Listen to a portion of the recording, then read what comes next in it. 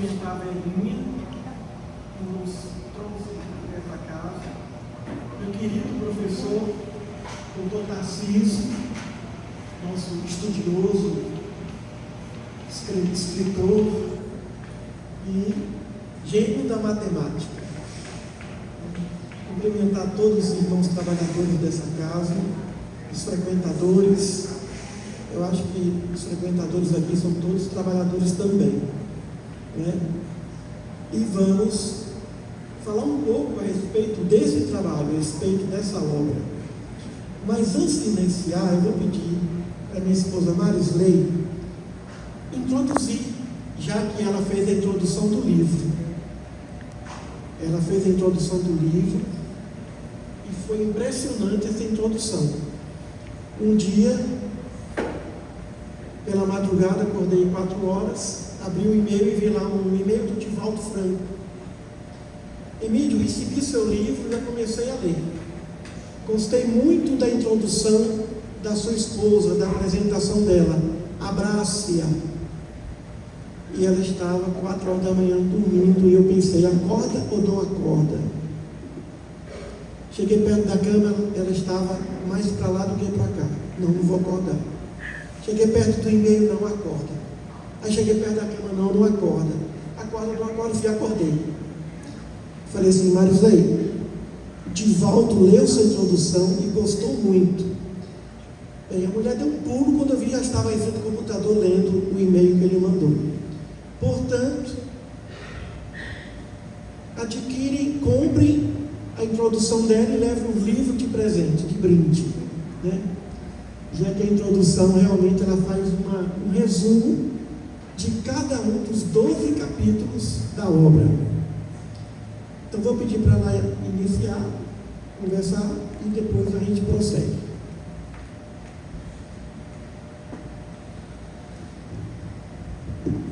Irmãos e irmãs, boa noite. Tudo bem com vocês? Eu estou ótima agora que estou aqui em Caldas Novas. Melhor ainda na Casa Fabiana de Cristo. Que maravilha, que honra, que privilégio. Muito obrigada, Sr. Mariano.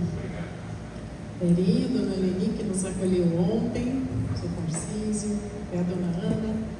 Que beleza. Bom, realmente, o livro Tratado dos Evangelhos, ele faz parte da nossa história.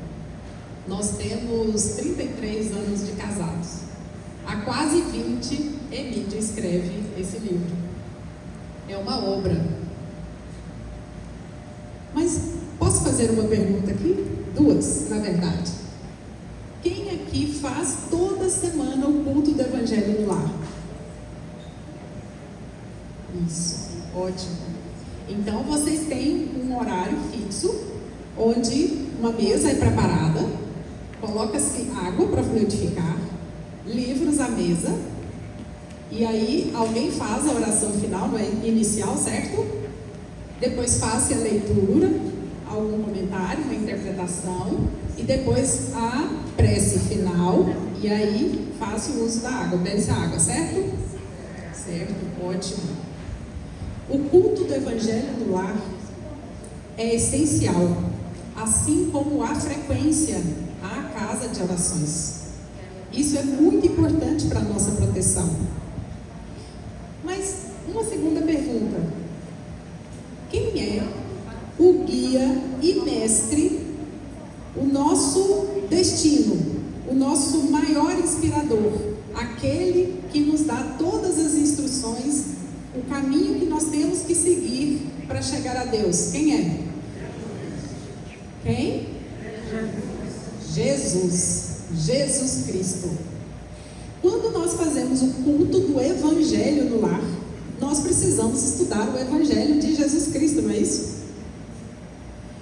Estudar o Evangelho de Jesus nada mais é do que trilhar o farol dentro do Evangelho segundo o Espiritismo. Há várias partes do Evangelho de Jesus.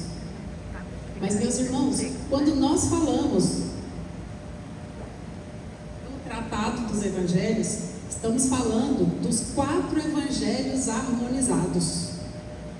Bom, Emílio vai falar mais sobre o livro. Eu fiz apenas a apresentação, porque eu fiz um estudo dentro do doutorado em Ciências da Religião, e aí percebi que há alguns detalhes metodológicos que os 4 evangelistas usam para os que vivenciaram ali junto com Jesus e outros que pegaram informações depois.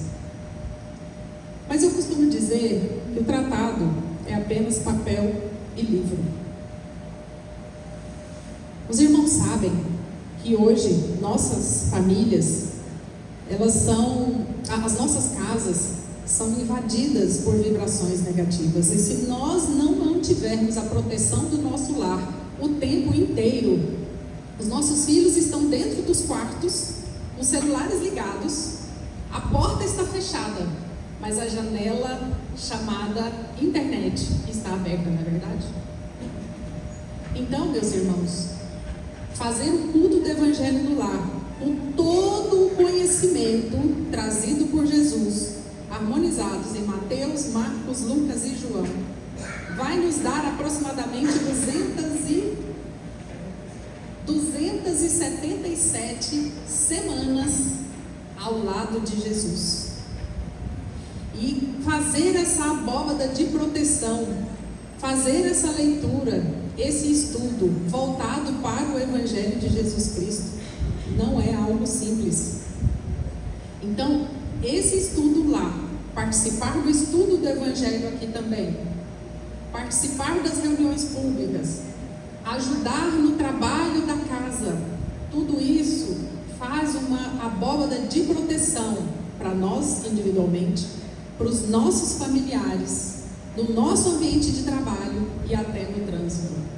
Eu não vou me delongar mais, que a palavra é do orador da noite, mas eu quero dizer que nós estamos muito felizes de estarmos aqui e que Jesus possa abençoar o lar de cada um aqui presente e que abençoe as famílias de vocês com saúde, com prosperidade, que haja luz no lar de cada um aqui presente e que as orações sejam também para esta casa, que é uma casa abençoada, e que haja cada vez mais prosperidade espiritual.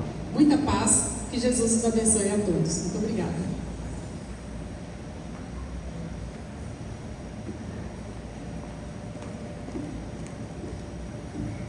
Obrigado. Querida Marisela, obrigado. Meus irmãos, depois que o nosso mestre partiu, ficou um grande vazio. Aquele grande espírito esperado pelos essênios há séculos partiu. O grande escritor francês, membro da Academia Francesa de Letras, dizia: Jesus foi tão grande que ele não coube na história. Mas depois que ele partiu, ficou no vazio. Um vazio que perdura até hoje. Uma grande lacuna. Mas os seus discípulos, Pedro, Tiago, André, João e outros tantos, se reuniam toda noite para que pudessem relembrar tudo que ele fez, tudo que ele falou.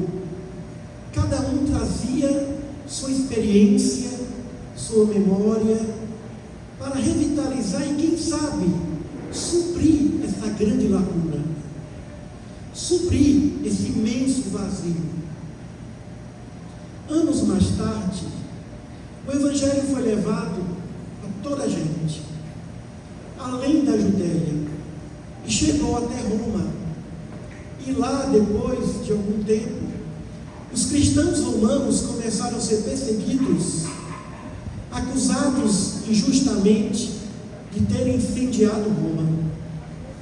E o que impressiona é que aqueles romanos que nunca viram Jesus, que não receberam sua influência direta, deram suas vidas no Coliseu de Roma, em nome dessa fé, desse amor. Em toda a história da humanidade, não se tem notícia de alguém morrer por alguém que não conheceu. E foram milhares de cristãos. E não só romanos, ex-enfermos, mas romanos ilustres, senadores, generais, gente da alta nobreza romana, que não renunciaram Cristo diante da arena do Coliseu. Que fé! Mais do que isso, que amor! Porque Pedro levou Jesus até Roma, depois Paulo, mas depois deles, muitos romanos cristãos foram condenados ao martírio. Eu não vou aqui entrar em detalhes, mas foram muitas torturas. Depois de algum tempo, por influência de Pedro, surgiu o primeiro evangelho escrito, o Evangelho de Marcos, que era sobrinho de Pedro. E a seu pedido, Marcos escreveu, falando de um Jesus próximo, humano. Depois de Marcos, veio um outro evangelho, escrito, de Mateus, cobrador de imposto. O único evangelho que narra o Sermão da Montanha na sua plenitude. Tempos depois, por influência de Paulo e assistência de Maria de Nazaré, Lucas, o médico Lucas, escreve o seu evangelho, um evangelho acadêmico, dentro das linhas da história, obedecendo os critérios metodológicos de como se deveria escrever uma história. Mas muitos anos depois de Lucas, vem o evangelho místico de João, o evangelho que faz de Jesus o pão da vida, a água viva, o evangelho místico do único discípulo que não sofreu a morte por martírio, embora sofreu antes algumas perseguições e algumas lesões corporais. Então, esses 4 evangelhos foram escritos por iniciativa e por influência inicialmente de Pedro, mas há tanta perfeição nesses 4 evangelhos, chamados de sinóticos, que impressiona. Impressiona porque aí nós percebemos que esses 4 médiuns escreveram sobre a influência de Jesus. Pastor Tarcísio, o evangelho de Mateus, Marcos, Lucas e João, ele pode ser analisado matematicamente. Pela luz da matemática, vamos ver daqui a pouquinho, da física, da química, da ciência. Somente pela influência espiritual do próprio Mestre, esses evangelhos poderiam ser escritos do jeito que foi escrito. Ainda que tenha ali ou acolá alguma limitação de narrativa, mas há uma perfeição matemática no que está ali. Ao final do seu evangelho, João diz que se fosse escrever tudo o que ele fez, o mundo não caberia de livros. Não é exagero, porque pelos nossos cálculos foram mais de 2 milhões de curas. 2 milhões de curas, se nós somarmos todas as passagens dos evangelhos que os discípulos dizem, os evangelistas dizem, e ele curou a todos. Cada vez que a multidão se reunia, eram 5.000 pessoas, 3.000 pessoas, 10.000 pessoas, e ele curou a todos, inclusive inclusive à distância. Mas por que algumas curas são mencionadas e as demais não? Não é por acaso. Vamos dar um exemplo?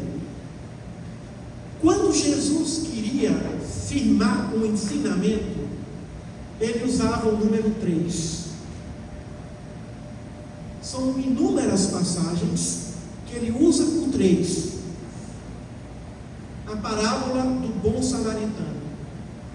Passou por ali, primeiro, um sacerdote, depois o levita e depois o samaritano. Quando ele queria falar, exemplificar, ele usava sempre 3 exemplos.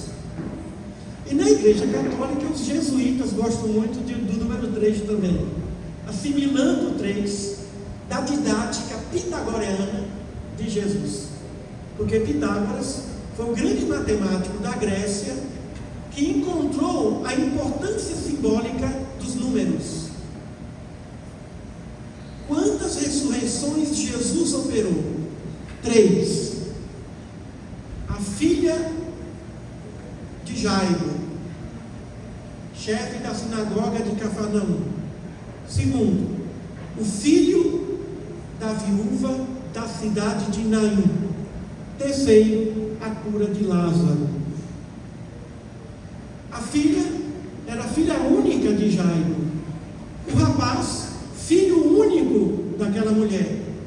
E Lázaro, filho único de Simão, único varão, embora fosse irmão de Marta e Maria, mas era o único homem da família. Uma criança, um jovem e um adulto.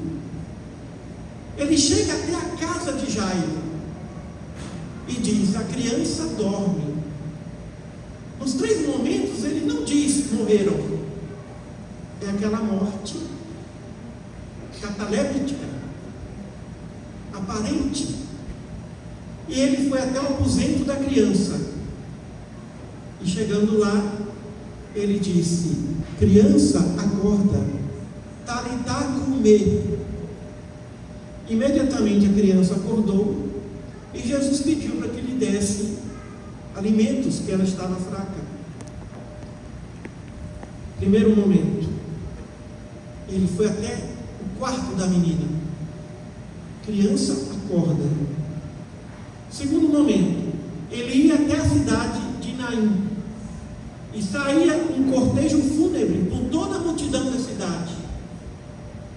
A mulher, acompanhando o corpo do seu único filho, parecia gozar de grande reputação e ser uma pessoa muito querida por todos.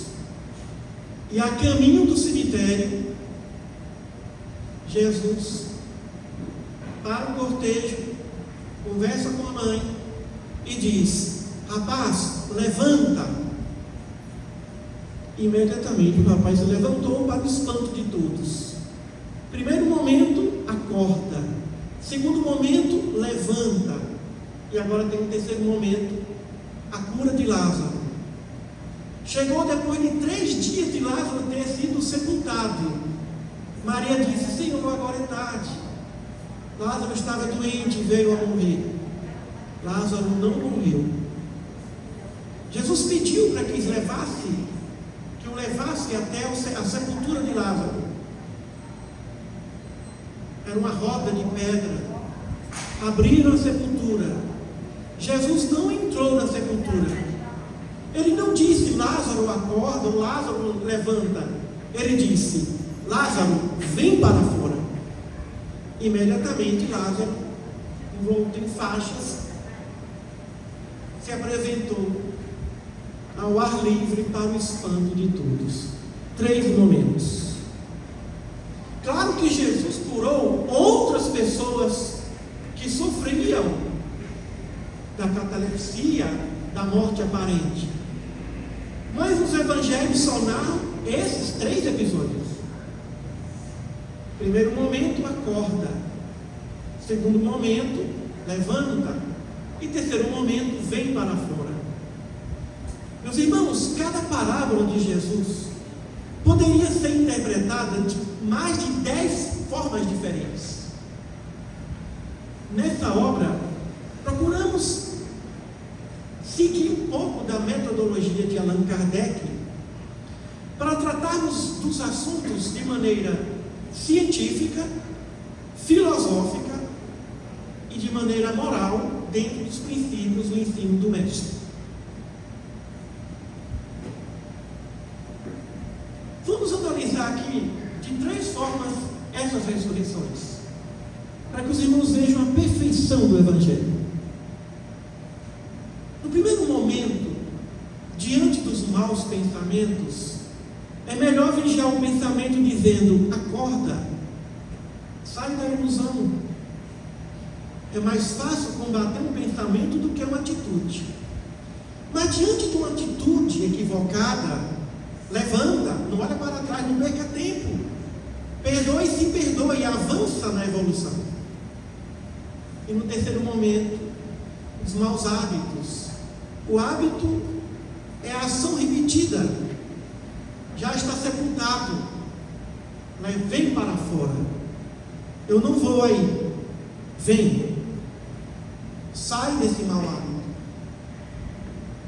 É uma interpretação que o Dom Duarte Leopoldo, bispo de Bragança Paulista, fez em sua obra. A interpretação que eu acabei de falar. Tem uma segunda interpretação: a evolução do espírito.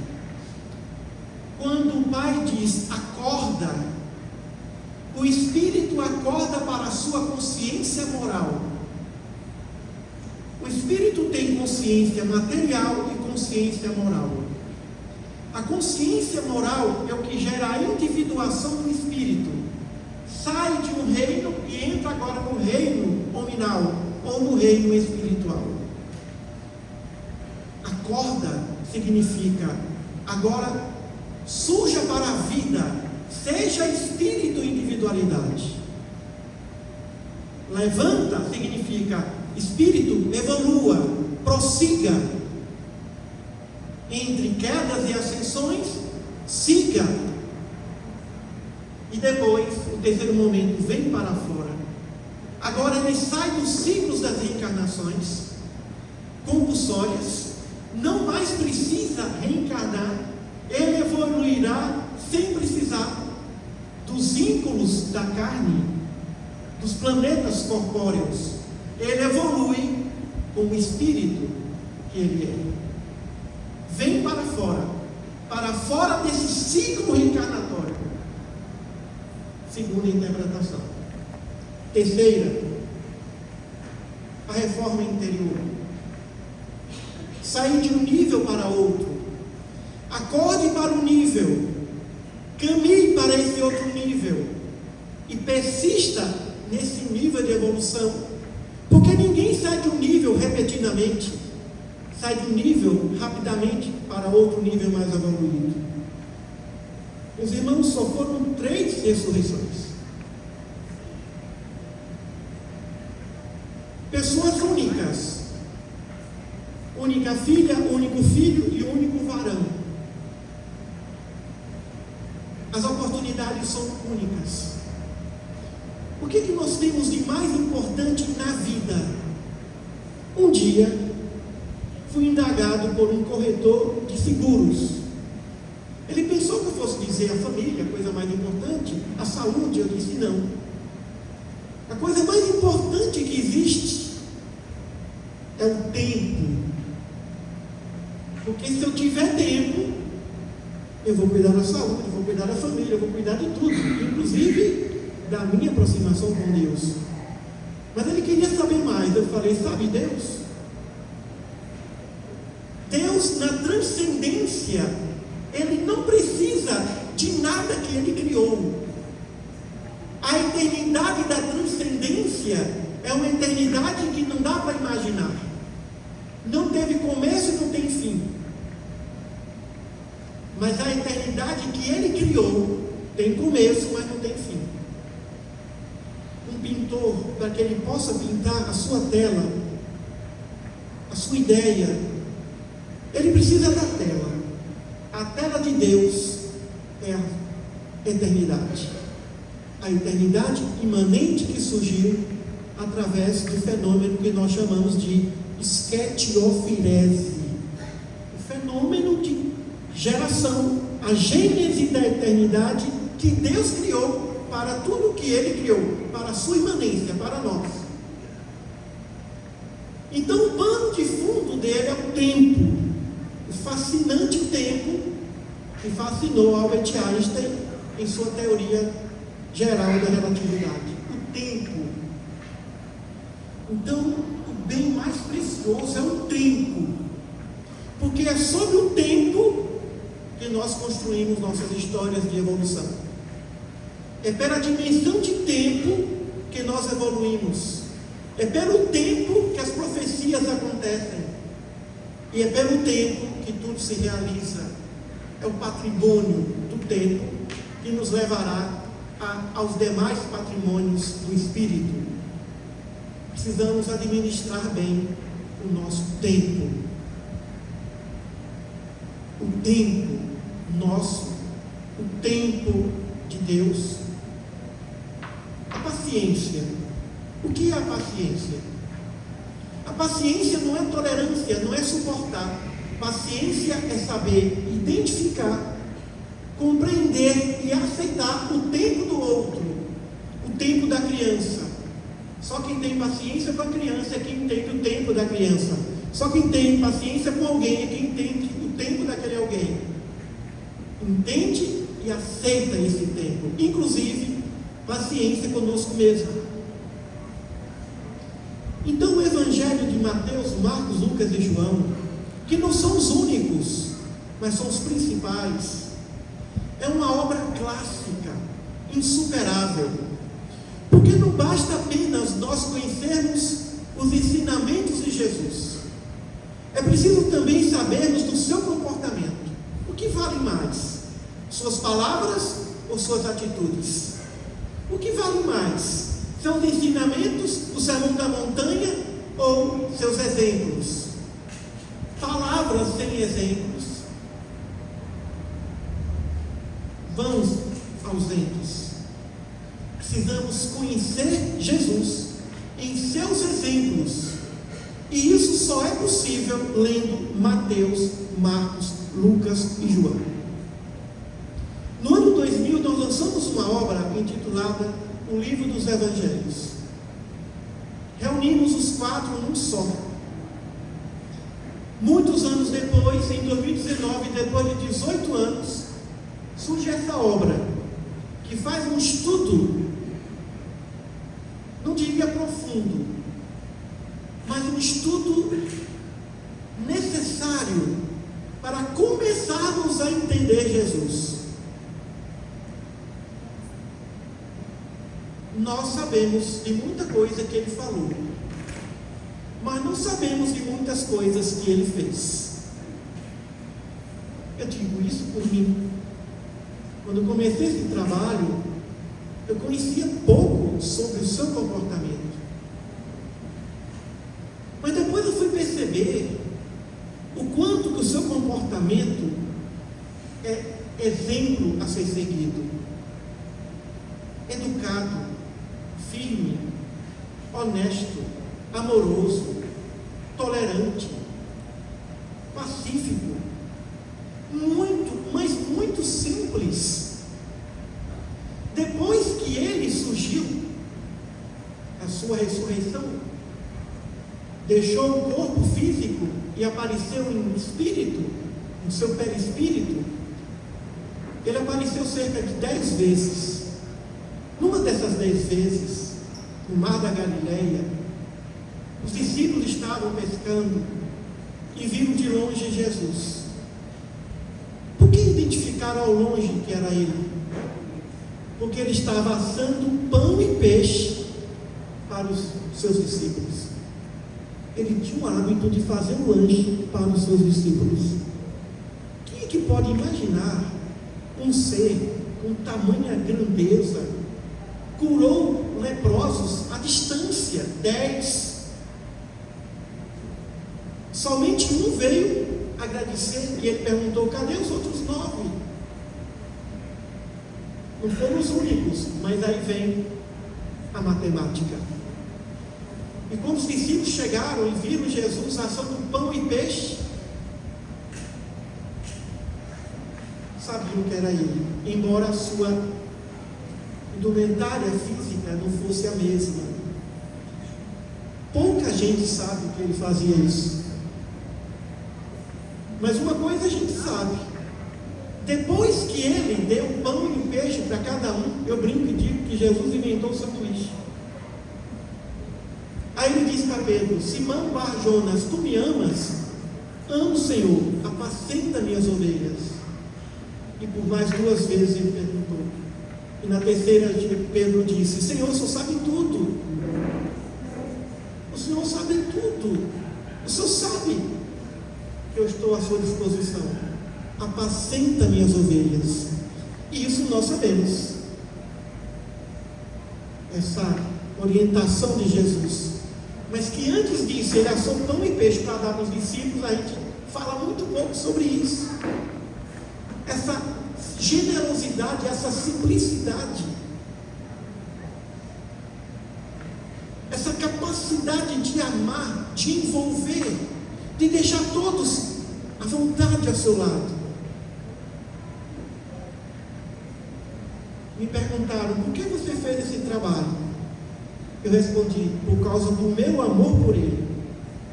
Mas depois que eu terminei a obra, aí eu descobri que não foi por causa do meu amor por ele, foi por causa do amor dele por mim. Quando nós conhecemos esse amor, nós percebemos o porquê que ele é grandioso. Por que supera Sócrates, Platão, Aristóteles, Hermes, Buda, Confúcio? Porque quando o amor chegou por ele, ou através dele, a mensagem se tornou eterna. Antes dele, o Deus de Abraão, Isaac e Jacó era um Deus de ira, um Deus de ação e de reação. Depois o apóstolo João entendeu bem a mensagem e disse: Deus é amor.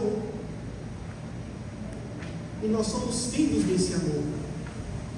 A grande missão desse nosso mestre é o amor.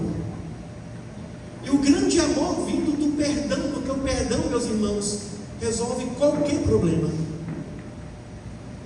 O perdão soluciona qualquer problema. É a maior e melhor terapia que existe. Perdoe. Tenha compaixão de quem erra. Não é fácil, mas ele fez isso. Por isso que no livro dos Espíritos, Kardec pergunta quem é modelo e guia para a humanidade, os Espíritos respondem: Jesus. Então, o Tratado dos Evangelhos é uma obra que visa aproximar o discípulo do mestre. E por que esse nome tão pomposo, Tratado dos Evangelhos? Até terminar a obra, o livro era a vida de Jesus, um livro sobre Jesus, e não sabia qual título dar. E foi aí que ao final tive uma revelação. Busque na bibliografia de Santo Agostinho, lá você vai encontrar o título dessa obra. E Santo Agostinho escreveu: Tratado sobre o Evangelho de João. Eu falei: tá aí. Lançamos o livro dos Evangelhos, agora o Tratado dos Evangelhos.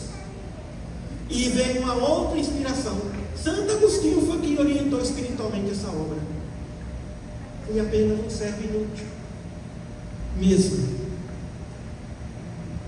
E depois de concluir esse trabalho, veio aquele vazio, aquele imenso vazio. Mas que bom que isso só foi se revelar depois de terminar a obra. Mas de 2019 a 2022 a obra passou por muitas revisões. Revisões doutrinárias, revisões gramaticais. Eliminamos todo o gerúndio, não tem gerúndio para chegar até os nossos irmãos de Portugal. Foi aí que, ao eliminar gerúndio, descobri que eu não sabia escrever. Pobreza da linguagem. E a gente vai aprendendo cada vez mais. Portanto, meus irmãos, aqui está um trabalho espírita fiel a Kardec, mas que avança na ciência, que é um verdadeiro tesouro para nós. Um tesouro. E eu fico muito feliz em apresentar esse tesouro em Caldas Novas. Depois de Goiânia, mais do que em qualquer outra cidade que eu possa percorrer por esse Brasil. Porque aqui em Caldas Novas, eu escrevi um pouco desse livro. O repouso é a cidade terapêutica.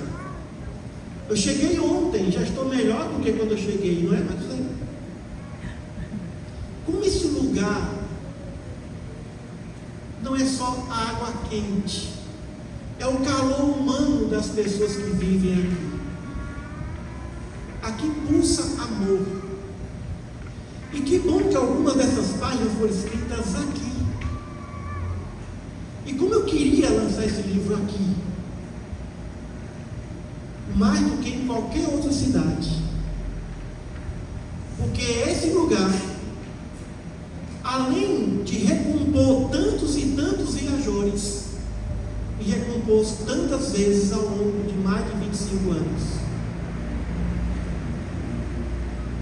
Caldas Novas é a cidade caridade que mais ajuda, que mais socorre os estressados, os cansados, os oprimidos do dia a dia, da rotina.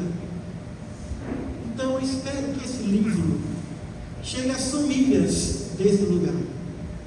E como é uma cidade cosmopolita, aqui vem gente do mundo inteiro, que daqui saia para o mundo inteiro, não só para o Brasil, a mensagem de Jesus, o Evangelho de Jesus, num único volume escrito, sendo fiel aos princípios da nossa doutrina, que socorre, instrui, liberta e ao mesmo tempo nos aproxima de Jesus.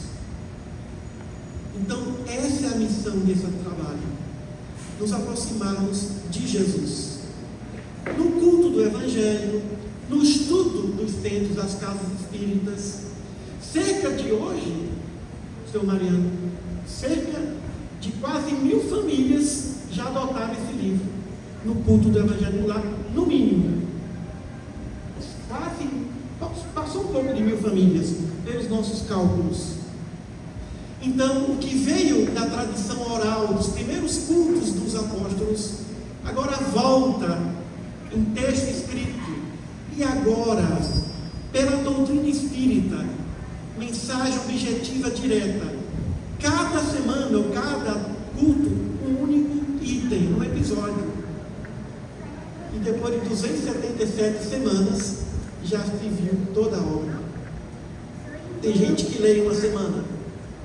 Tem gente que lê em 2 semanas. Mas é bom ler paulatinamente, sentindo a presença do Mestre. Então fico muito feliz em estar aqui, em ter esse carinho, esse apoio, e é uma gratidão poder estar aqui, a essa cidade, a esse povo maravilhoso, aos meus irmãos espíritas dessa querida cidade, e que Jesus possa abençoar a todos, possa abençoá-los e continuar a receber os estrangeiros com muito amor no coração, com muito carinho, para que eles saiam daqui como eu saio, bem melhor do que quando eu chego. Muita paz a todos e que Jesus esteja entre nós.